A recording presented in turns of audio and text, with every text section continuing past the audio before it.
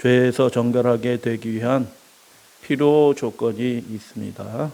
오늘 누가복음 5장의 두 번째 말씀 12절에서 26절 말씀을 통해서 우리가 어떻게 죄에서 정결하게 될 수 있는지를 함께 살펴보도록 하겠습니다.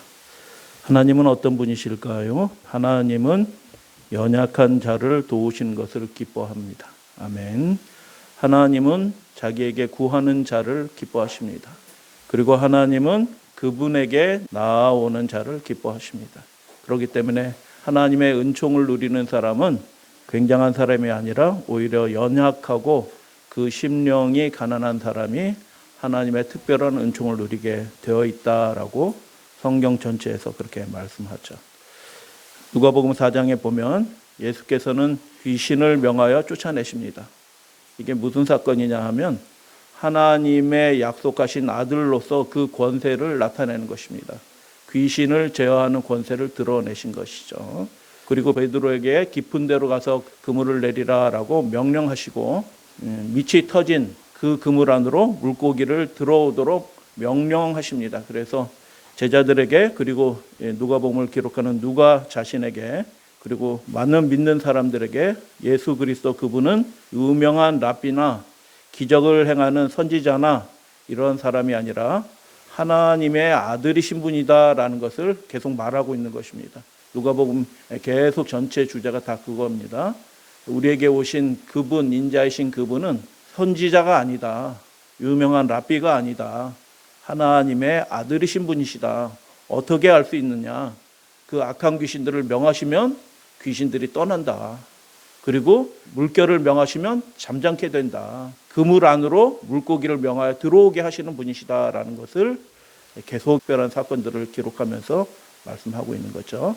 오늘은 누가복음 5장 두 번째 시간을 통하여 그러면 그 하나님의 아들이신 분이 하시는 그 대권적인 그분은 권세 있는 자라고 얘기하셨는데 그 하나님의 아들이신 분이 하시는 그 대권적인 가장 대표적인 일이 무엇일까?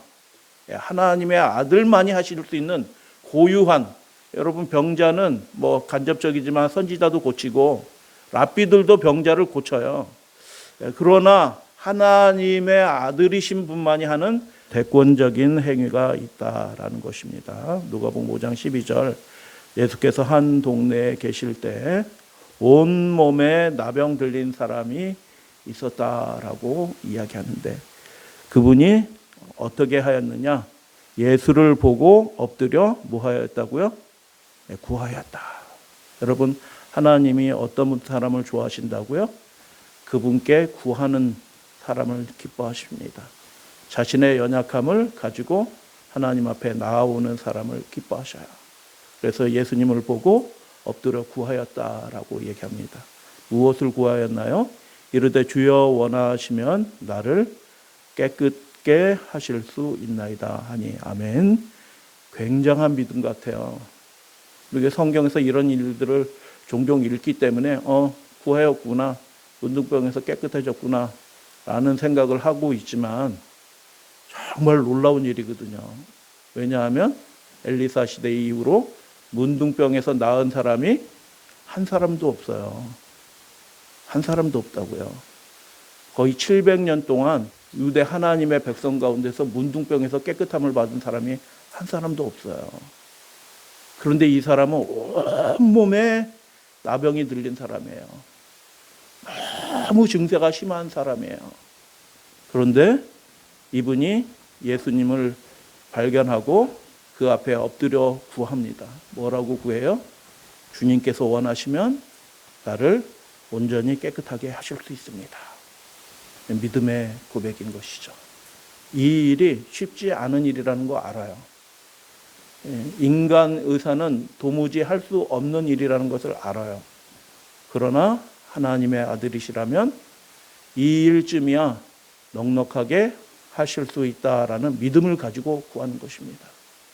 우리 믿음의 가족들도 살아가시다 마음이 답답하고 해결되지 않을 것 같은 그런 문제가 혹 있을지라도 주님이시라면 하나님이시라면 넉넉히 하실 수 있다라는 믿음을 가지시고 하나님 앞에 엎드려 구하시는 우리 저와 여러분들 되시기를 소원합니다. 13절 예수께서 손을 내밀어 그에게 대셨다. 놀라운 얘기죠. 문둥병자를 만져주신 것이죠. 그리고 뭐라고 말씀하셔요? 내가 원하노니 깨끗함을 받으라 라고 말씀하십니다. 그렇게 말씀하시니 어떻게 됐다고요? 나병이 손 부분이 좀 이렇게 깨끗해지는 느낌이 들었다. 얼굴이 좀 한쪽이 좀 좋아졌다. 이게 아니고 그 즉시로 이해할 수 없는 장면인데요. 온몸에 문둥병 걸린 사람이 예수님의 말씀이 나온 즉시로 그 나병에서 완전히 순식간에 깨끗해지는 것을 보게 됩니다. 여러분 문둥병자 하면 누구 생각나요? 열왕기하 5장의 나아만 장군. 나아만 장군이 어떻게 해서 문둥병이 깨끗해졌어요? 선지자의 말을 듣고 요단강에 7번 몸을 담그니 깨끗해졌어요. 이 과정이 있어요. 쉽게 이루어진 게 아니고 시간이 한참 걸린 겁니다. 결과적으로. 그러나 예수님께서는 어떻게 하셨어요? 말씀하시니 그 즉시로 문둥병에서 깨끗해졌다. 그래서 병을 고치시고 이적을 행하시는데 구약의 능력 있는 선지자들과도 예수님은 다르신 것을 보게 됩니다. 그래서 예수님이 제사장에게 가서 입증하고 예물 드리고 그렇게 하라라고 명령하시고 그런 소문이 퍼지자 가뜩이나 사람들이 많이 몰려다니는데 더 많은 사람들이 말씀도 듣고 자기 병도 고침을 받고자 모여왔다라고 얘기합니다. 근데 예수님은 물러가서 한적한 곳에 기도하셨다. 두 번째 장면은 이렇게 됩니다. 하루는 다른 날로 보입니다.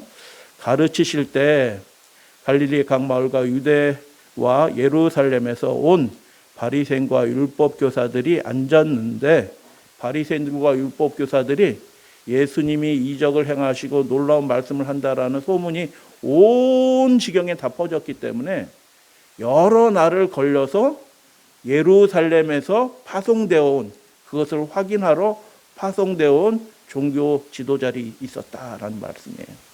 예루살렘에서 갈릴리까지 몇 킬로라고요? 100킬로예요. 100킬로. 굉장히 먼 길을 어떻게 온 거예요? 예수가 하시는 그 일을 확인하기 위해서 온 것입니다. 병을 고치는 주의 능력이 예수님과 함께 하시더라. 한 중풍병자를 사람들이 침상에 메고 와서 예수 앞에 들여놓고자 하였으나 그 당시에 뭐 커다란 집회 장소가 있는 것이 아니에요. 갈릴리에 있는 그 회당들도 그렇게 크지 않아요. 그냥 소소한 그런 회당들이에요. 그렇기 때문에 이렇게 많은 사람들이 몰려들면 거의 대부분은 예수님 얼굴도 보기 쉽지 않은 그런 상황인 거죠. 그래서 무리 때문에 메고 들어갈 길을 얻지 못한지라 너무 사람들이 많이 몰려 있는 거죠. 그런데 어떻게 했는가? 지붕에 올라가 기와를 벗기고, 기와가 있는 거 아닌 거 아시죠? 이 번역이 그냥 그렇게 번역을 해놨지만 기와가 아닙니다. 이렇게 나무를 이렇게 한 다음에 진흙을 다져가지고 지푸라기 진흙 다져가지고 이렇게 해놓은 것이기 때문에 이렇게 흩어버리면 흩어버릴 수 있는 그런 지붕이에요. 그래서 그 지붕을 벗기고 병자를 침상째 무리 가운데로 예수 앞에 달아내렸다. 예수께서 그들의 믿음을 보시고 이르시되, 여기서 그들의 믿음을 보셨다라고 얘기했는데 그들의 믿음은 누구의 믿음이에요? 메고 온 사람의 믿음이에요? 아니면 메고 온 사람과 중풍병자를 합친 그들의 믿음이에요? 여기서는 중풍병자를 메고 온 그 사람의 믿음으로 보입니다. 그래서 그들의 믿음을 보시고 이르시되 이 사람아 내 죄사함을 받았느니라 하시니 깜짝 놀랄 말씀하는 거죠. 중풍병자는 몸을 못 움직이는 사람이잖아요. 자기 의지로 못 움직이기 때문에 침상에 매여서 내려온 사람이잖아요. 근데 그 중풍병자에게 예수님이 하신 말씀이 뭐예요? 내 죄사함을 받았다라고 얘기합니다. 그들의 믿음을 보셨다. 그들의 믿음이 어떻게 나타났나요? 아까 문둥병 걸린 사람은 예수님 앞에 엎드려 구하죠. 온몸에 나병이 걸렸는데도 어떻게 해요? 예수님이 원하시면 깨끗하게 될 거라고 믿고 구하잖아요. 믿음이 있었어요. 믿음이. 마찬가지로 이 중풍병자를 메고 온 이 네 사람인 것으로 보입니다. 네 사람은 어떻게 믿음이 있어요? 없어요? 있다라고 예수님이 말씀하셨죠. 그 믿음이 어떻게 나타났어요? 아이고, 사람이 너무 많아서 안 되네 하지 않고 이 사람을 예수 앞에 내려놓아서 반드시 고침을 받게 해야겠다는 간절한 마음과, 사랑의 마음이죠. 간절한 마음과 예수님이 꼼짝달싹 못하는 이 중풍병자를 예수님은 완전하게 고칠 수 있다라는 믿음을 가지고 심상째로 이분은 거절하실 분이 아니야. 거절하실 분이 아니야. 라는 확실한 믿음을 가지고 지붕에 올라가서 지붕을 다 흩어버리고 내릴 만한 구멍을 이렇게 낸 다음에 거기서 이렇게 한 것입니다. 여러분 생각해 보세요. 이 지붕이 이렇게 흩어버릴 때 이 밑에 예수님이 지금 말씀을 가리키고 있는데 거기 뭐가 떨어져요? 지금 이 천장에서부터 지푸라기, 흙 뭐 이런 것들이 막 떨어지니까 이게 뭐 하는 일인가? 누구냐? 이렇게 큰 소리가 날 만한 그런 상황인데 예수님은 그 상황을 혼란스러운 상황으로 보지 아니하시고 그 되어지는 일들을 보시고 그 중심을 보시는 분이시죠. 아, 간절한 마음으로 예수님 앞에 나온 이들 그리고 그 형제를 긍휼히 여기는 그 사람들의 그 믿음을 보시고 이르시되 이 사람아 내 죄사함을 받았느니라 라고 그렇게 말씀하셨죠. 그러니까 서기관과 바리새인이 신성모독적이죠. 나사렛 사람이죠. 목수의 아들이죠. 근데 어떻게 해요? 병 낫기를 원한다. 하나님이 당신에게 은총 주시기를 원한다. 뭐 이렇게 기도하는 것이 아니라 아무것도 없어요. 기도하시는 것이 아니라 어떻게 해요? 이 사람아 내 죄사함을 받았느니라 라고 선언하는 것이죠. 아까 시작할 때 말씀드렸죠. 누가가 왜 이런 이야기들을 계속 기록을 해요? 예수님은 선지자가 아니다. 유명한 말씀 잘하는 랍비도 아니다. 그분은 하나님의 아들이신 분이시다. 하나님의 아들만이 하실 수 있는 대권적인 행위가 뭐예요? 인생은 도무지 할 수 없는 그 대권적인 행위가 뭐냐면 죄사하는 권세인 것입니다.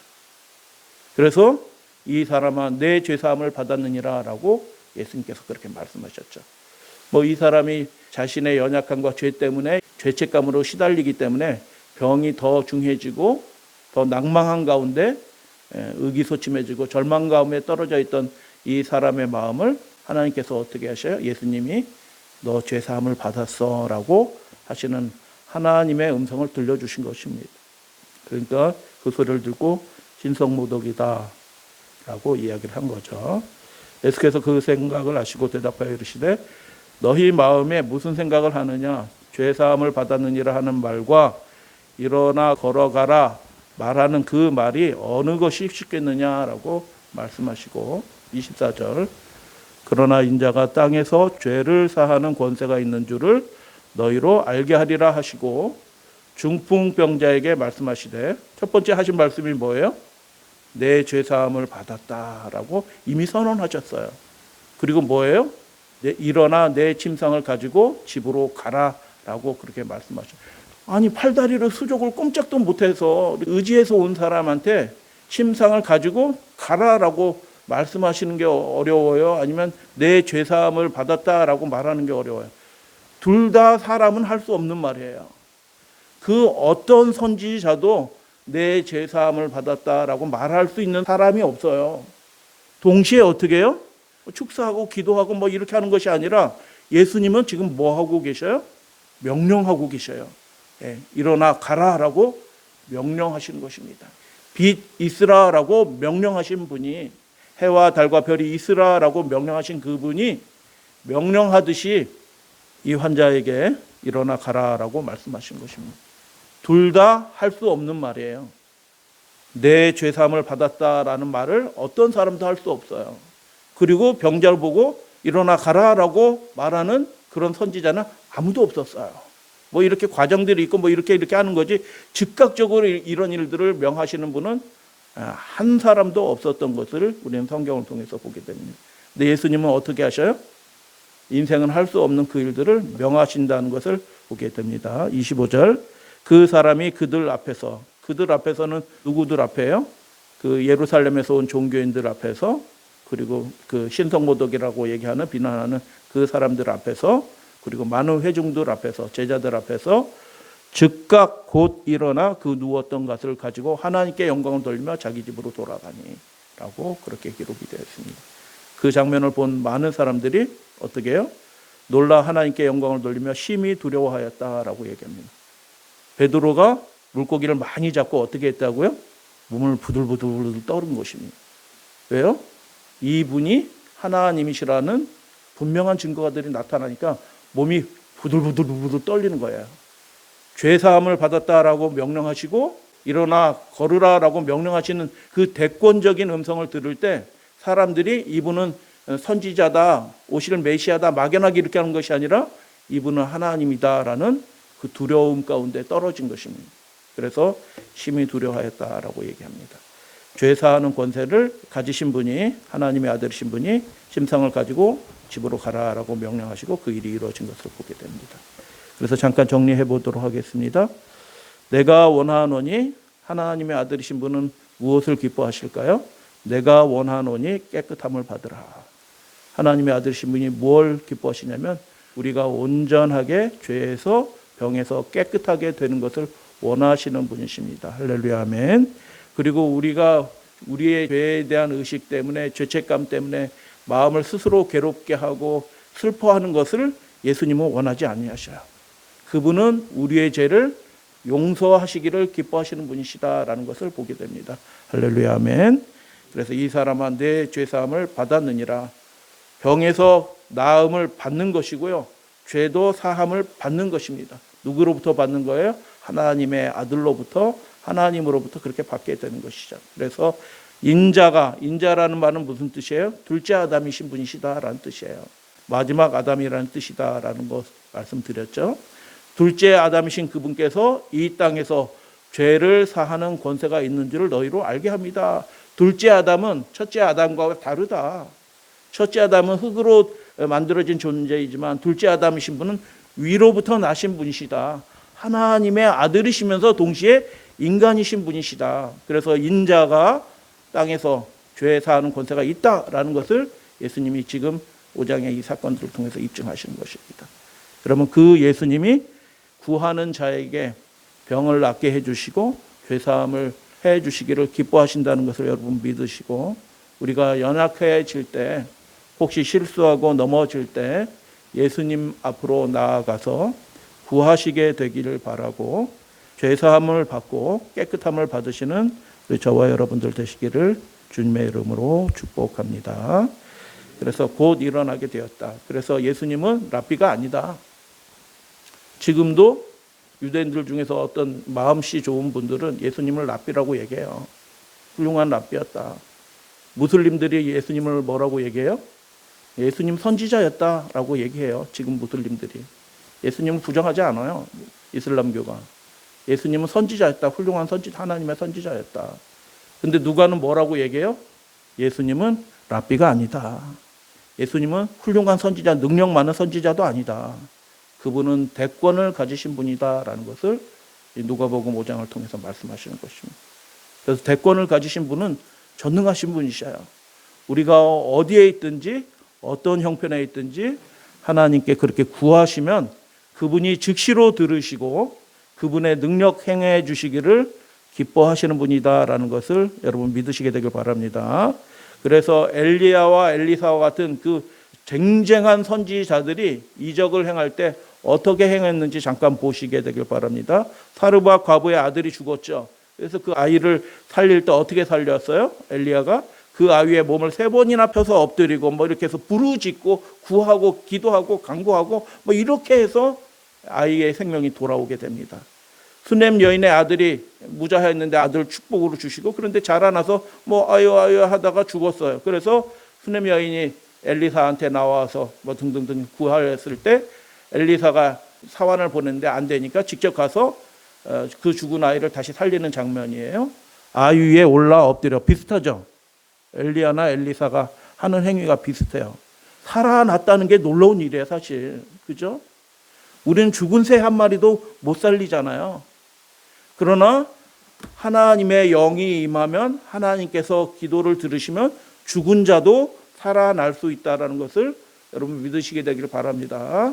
그래서 우리가 간절히 기도하고 그게 하나님의 영광에 도움이 되고 이 시대 복음 전파에 도움이 된다면 이 시대에도 하나님께서 이러한 표적들을 일으켜 주실 수 있다는 것을 여러분 믿으시게 되길 바라요. 아유 위에 올라 엎드려서 자기 입을 그 입에 자기 손을 그의 손에 대고 엎드려서 이렇게 한참 있었던 것입니다. 근데 예수님이 죽은 자를 살리거나 병자를 고치실 때 특징이 뭐예요?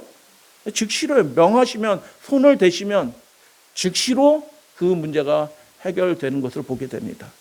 기도하시는 분이 아니라 명령하시는 분이라는 것을 보게 됩니다. 예수님이 어떤 분이라고요? 대권을 가지신 하나님의 아들이신 분이다라는 것을 나타내는 것이죠. 인자가 땅에서 죄를 사하는 권세가 있는 줄 여러분 믿으시게 되길 바랍니다. 죄를 자기가 짊어지고 스스로 고통받고 스스로 괴로워하는 것이 하나님의 뜻이 아니에요. 아유, 너 이렇게 죄책감을 많이 가지고 스스로 괴롭게 하니 훌륭하구나. 예수님이 그렇게 말씀하시는 분 아니라고요. 그 죄를 예수님께 맡기고 죄 사함을 받고 죄에서 완전히 자유하게 되는 것을 예수님이 원하시는 것입니다. 그래서 여러분, 우리의 스스로를 괴롭게 하고 가정에 슬픈 일들이 생기고 이 사회를 어두움 가운데 떨어뜨리는 그 죄의 문제들을 그분께서 해결하실 수 있는 권세를 가지신 분이시다라는 것을 드러내시는 거예요. 스스로. 그 예루살렘에서 온 그 종교인들이 왜 왔는지 알고 계셔요. 눈치 보다가 뭐 이렇게 하시는 분이 아니셔요. 그분은 대권을 가지시고 하실 상황이 되면 주저함 없이 명령하시는 분이십니다. 죄사함을 받았다. 일어나 가라라고 말씀하시는 분이에요. 말씀하시는 분이고, 그래서 그 말씀하신 분이 명령하실 때 상황이 완전히 한순간에 변화되는 것을 보게 됩니다. 이 사건을 통해서 우리가 다시 한번 주목해야 될 한 부분은 뭐냐면 중풍병자를 메고 온 그 친구들의 믿음 때문에 중풍병자가 고침을 받았습니다. 그러니까 여러분, 우리 가족들의 믿음이 중요한 겁니다. 모든 사람이 다 똑같은 믿음을 가질 수는 없어요. 그러나 확실한 믿음을 가지고 그것을 위해서 연합하여 한 마음으로 기도하게 될 때 믿음이 연약하고 질병 가운데 문제 가운데 떨어진 그 사람의 문제가 예수님 앞에서